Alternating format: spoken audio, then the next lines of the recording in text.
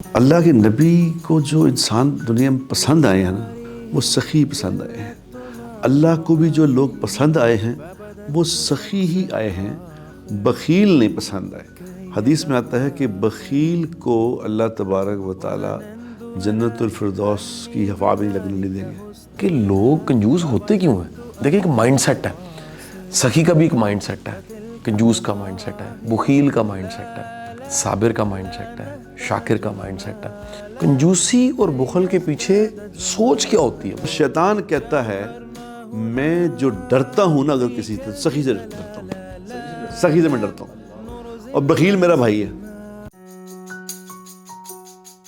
ليزاريهم كلت تظاهر ما فيهم فبدت شخصا آخر كي يتفاخر۔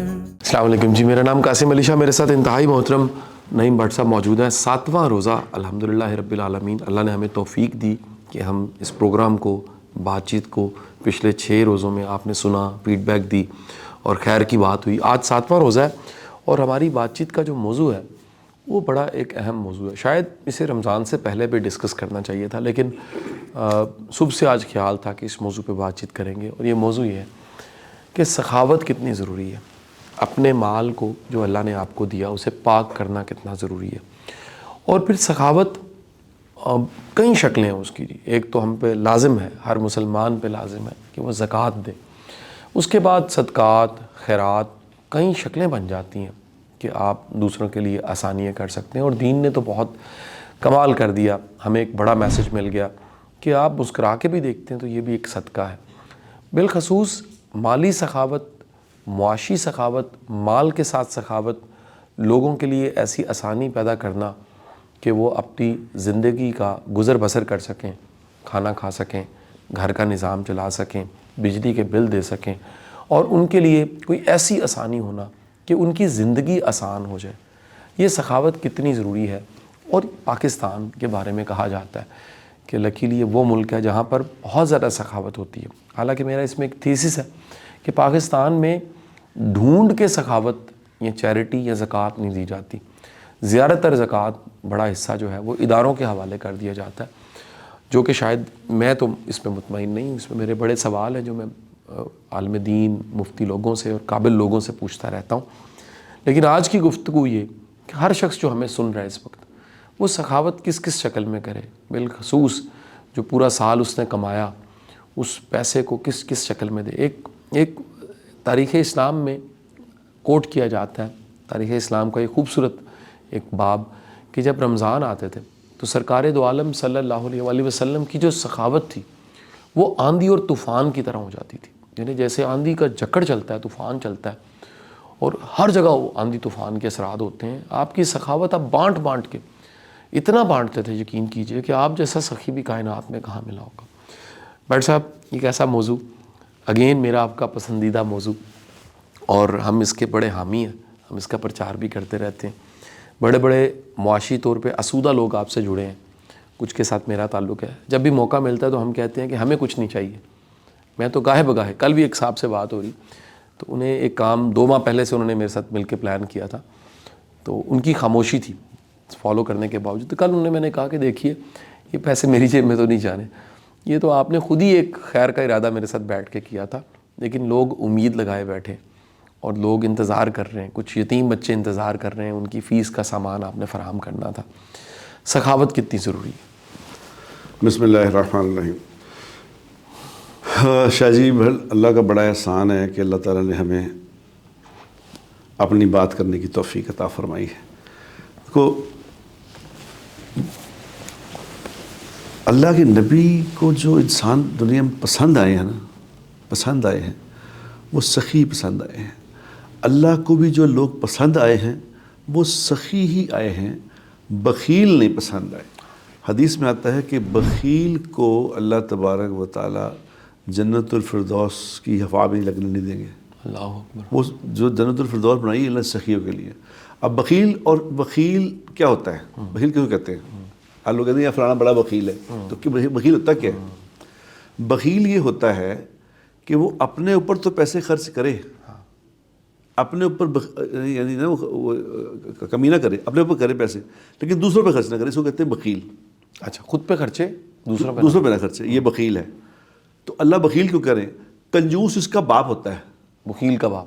کوئی کنجوس جو اگلا لفظ آپ نے کنجوس سنا نا، کنجوس کون ہوتا ہے؟ کنجوس وہ ہوتا ہے نہ تے اپنے تے خرچ کرے تو نہ کسی اور تے ہی کرے. اس کو کہتے ہیں کنجوس. خدا کی. اور شیطان کہتا ہے میں جو ڈرتا ہوں نا اگر کسی سے، سخی سے ڈرتا ہوں. سخی سے ڈرتا؟ سخی سے میں ڈرتا ہوں. اللہ اکبر. اور بخیل میرا بھائی ہے. اوہ بخیل تو میرا سمجھ میرے نہ جفی لائی ہے، وہ میرا بھرا. سخی آدمی کسی وقت بھی ایسا کام کر گزرے گا کہ اللہ کے ہاں اس کی بخشش ہو جانی. اللہ اکبر. رمضان کا مہینے میں جو آپ نے ابھی جو ذکر فرمایا کہ حضور اکرم صلی اللہ علیہ وسلم بالکل یعنی آندھیوں کی طرف. ایک دفعہ ایک آدمی آیا حضور کے پاس، رمضان کا غالباً مہینہ تھا، تو اس نے آ کے کہا کہ آپ اللہ کے نبی ہیں، میں حاجت مند ہوں، کچھ دے دیں. تو حضور اکرم صلی اللہ علیہ وسلم نے بلایا بلال کچھ ہے لاؤ. تو انہوں نے کہا کہ جی کچھ بھی نہیں ہے. آپ نے جاؤ وہ ایک یہودی نے کہا ہوا تھا جب بھی ضرورت پڑے تو مجھ سے قرض لے لیا کرے، مجھے واپس کر دیں. آپ نے ہمیں جاؤ اس سے قرض لے کے آؤ. تو عمر رضی اللہ تعالیٰ نے پاس سے کہا کہ جی وہ آپ کے پاس ہے ہی نہیں، تو آپ اس کے انکار کر دیں. تو جو حاجت مند تھا وہ آیا، اس نے کہا آپ تو اللہ کے رسول ہیں، آپ کو تو آ ہی جانا ہے، مجھے دے دیں. تو حضور نے کیا فرمایا؟ آپ نے عمر تیرے سے اچھی سوچ تو اس کی ہے یار. اللہ اکبر. اللہ اکبر. جا لے کے آ دے اسے. صحیح. یعنی ادھار لے کے سخاوت کرنا یہ صرف نبی کا کام ہے. اللہ اکبر. ہمارے پاس تو ہو تو وہ کہہ رہے ہوتے ہیں کہ میں ہے ہی نہیں، میں کی کراں. نہیں، یہ اللہ کے نبی نے قسم کھائی ہے اس بات میں، جو چند زندگی میں جو چند چیزوں پہ قسم کھا کے کہا نا، اس پہ ایک اس پہ قسم کھائی ہے کہ میں اللہ کا رسول ہوں. سبحان. اب دیکھو پہلے اللہ کے نبی لفظ کیا لائے ہیں؟ میں اللہ کا رسول. جیسے آپ کو ہوتا ہے نا کہ میں آپ سے تعارف کراؤں تو جہاں وہ ایک آدمی جانتا رہا تو وہ کہتا ہے بھائی میں جان دوں، میں نہیں بانٹنا پتا جی. مطلب اپنا اس پہ وزن ڈالنے کے لیے بندہ کہتا ہے کہ میں اگلی گلی گل کروں گا تو آنا سنی. یعنی یہاں اللہ کے رسول کو ضرورت نہیں اس بات کی. میں کیا کرے کہ میں اللہ کا رسول ہوں اور قسم کھا کے کہتا ہوں. یہ تو کتنی بڑی باتیں پہلے کہیں کہ اپنا تعارف کرایا، پھر قسم کھانے کی اللہ کے نبی کو ضرورت ہے یہ بتانے کے لیے کہ میں جو بات کرنے لگا ہوں یہ کتنی سچ ہے. اللہ اکبر. میں اللہ کا رسول ہوں، میں قسم کھا کے کہتا ہوں جو اللہ کے نام پہ اپنا مال خرچ کرے گا اس کا مال کم نہیں ہوگا. ہائے ہائے ہائے. نہیں ہوگا اور نہیں ہوگا. اور دو لوگوں کو دو پیسے تمہارے نہیں ہیں، بانٹو. رمضان میں تو 70 گنا ہو جاتا ہے، بانٹو. جہاں روزہ رکھنے کا حکم ہے وہاں سخاوت کرنے کا بھی حکم ہے کہ رمضان میں سخی بن جاؤ، اور نہیں بھی ہو تو بن جاؤ. نہیں ہو نا، پیسے نہیں ہیں یہ بھی کر کے دیکھ لو. پیسے نہیں ہیں کسی سے ادھار پکڑ کے سخاوت کر کے دیکھو. کیا بات ہے. یہ سنت بھی زندہ ہو جائے گی. بہت گھبرانا نا. کیا بات ہے. گھبرانا نا. دو سخاوت کرو گے تو اللہ تبارک و تعالیٰ تمہارا دل سخی کر دے گا. اس لیے حدیث میں آتا ہے نا کہ جو بار بار عمرہ کرنے والا، اس لیے لوگ عمرہ کرتے ہیں بار بار. ویسے یہ بھی ایک موضوع ہے، تھوڑے ہی لوگ سمجھتے عمرہ کیا چیز ہوتا ہے. بس ہو جائیے بس. اب تو عمرہ ایک سمبل بن گیا ہے نا کہ جس کو پیسے گئے وہ بار بار کہہ رہا ہوتا ہے کہ میں گیا ہوا تھا عمرے پہ، بس ابھی آئے ہوں. صحیح. عمرہ کیا چیز ہے؟ عمرہ یہ چیز ہے کہ جو بار بار عمرہ کرے گا اللہ تبارک و تعالیٰ اس کو سخی کر دے. اللہ. اچھا بھٹ صاحب، میں یہ پوچھنا چاہوں گا کہ لوگ کنجوس ہوتے کیوں ہیں؟ دیکھیں ایک مائنڈ سیٹ ہے، سخی کا بھی ایک مائنڈ سیٹ ہے، کنجوس کا مائنڈ سیٹ ہے، بخیل کا مائنڈ سیٹ ہے، صابر کا مائنڈ سیٹ ہے، شاکر کا مائنڈ سیٹ ہے. کنجوسی اور بخل کے پیچھے سوچ کیا ہوتی ہے بنیادی طور پہ؟ میں اس کو بالکل ایک انسانی نفسیات کے ساتھ جوڑنا چاہ رہا ہوں کہ آخر ایسا کیا اندر چل رہا ہوتا ہے. کوئی ایکسپیرینس ہوتا ہے، دل اتنا تنگ کیوں ہوتا ہے کہ بندہ اپنے مال کو جوڑی جا رہا ہے، حالانکہ قبر سامنے ہے، مرنا ہے، سارا کچھ چھوڑ کے جاتے ہیں، بعد میں بچے لڑے ہوتے ہیں. کیوں نہیں بانٹ سکتے؟ شاہ جی اچھی بات آپ نے بیچ میں شامل کر لی. مثلا میں یہ بھی ایک یہ ایک مشق ہے، پریکٹس ہے، پریکٹس کرانی اس لیے یہ جو ہے نا ماں باپ کا جہاں رول ہے نا اولاد کی تربیت کا، وہاں یہ بھی اس میں ایک شامل کرنی چاہیے بات کہ اپنے بچوں کو پیسے دے کے ان کو کہنا چاہیے کہ یہ صدقہ کرو تم. اللہ اکبر، بڑی خوبصورت بات آپ نے کی ہے. بچوں سے کراؤ صدقہ تاکہ بچوں کو بچپن سے صدقہ کرنے کی عادت پڑے. یہ چونکہ میں خود کر کے دیکھ رہا ہوں. میں چھوٹے میرے بچے ہیں جو بچوں کے جو چھوٹے بچے ہیں ان سے پیسے دلواتا ہوں میں. اچھا جی. بیٹا دو. تو وہ بچے چھوٹے بچے ہیں 5-5 4 سال کے, وہ کہہ رہے ہوتے ہیں کہ ابو جی یہ پور پیپل ہیں ان کو دے پیسے. یہ بچپن سے ایک بات ڈالنی پڑتی ہے, اور خاص طور پہ ہماری جو بہنیں ہیں عورتیں ان کے دل چھوٹے چھوٹے ہوتے ہیں. میرا ایک دوست ہے, نام نہیں لیتا اس کا, اس کے نا 3 بچے ہیں اور مطلب اللہ نے بہت دیا وہ مال, بہت مشہور آدمی بھی ہے اور مال بھی دیا. تو تینوں مجھے کہنے لگا نہیں بھائی بچے بیمار ہیں تینوں, تو میں نے صدقہ دے دو. اللہ کے نبی کا فرمان ہے کہ جس کا مفہوم ہے کہ بیماری کا علاج صدقے سے کرو. تو نے کہا ٹھیک ہے. تو اگلے دن میں ملا تو میں نے صدقہ دے دیا تھا. کہتے ہیں ہاں میں نے وائف کو کہہ دیا صدقہ دے دو. تو کہتا ہے آپ کو نئی عجیب بات بتاؤں نہیں بھائی, میں نے کہا جی کہتے ہیں 150 روپے صدقہ دے دیا. 50 روپے. اچھا جی اچھا جی اچھا جی. میں نے کہا اللہ اس کا بھلا کرے.